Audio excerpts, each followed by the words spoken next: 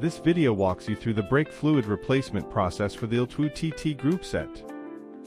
Before starting, please review these critical precautions.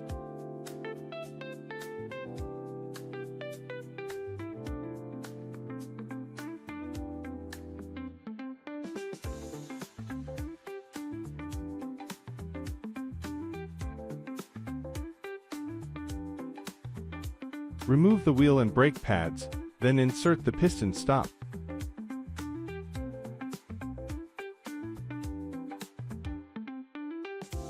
Draw approximately 15 milliliters of brake fluid into the syringe and remove all air.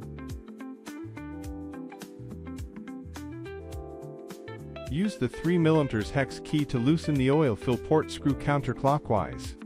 Thread the syringe clockwise into the port and tighten. With the T10 Torx tool, loosen the brake lever's oil fill port screw. Attach the oil fill bottle clockwise and fill it to ~1/4 capacity with brake fluid. Hold the syringe upright and push slowly. Air bubbles will rise from the oil fill bottle. Keep pushing until ~13 milliliters of fluid is injected and no more bubbles appear. Watch the bottle to avoid overflow. Insert the oil block rod into the bottle. Unscrew the syringe counterclockwise. Then reattach and tighten the port screw. Wipe up any spills with oil-absorbing paper. Remove the oil block rod.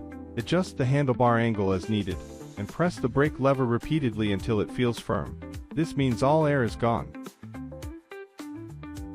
If the lever stays soft, repeat the steps above, reattach the syringe and refill.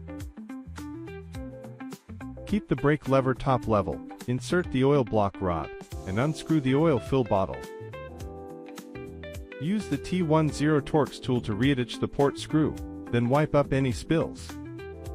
Remove the piston stop, then reinstall the brake pads and wheel.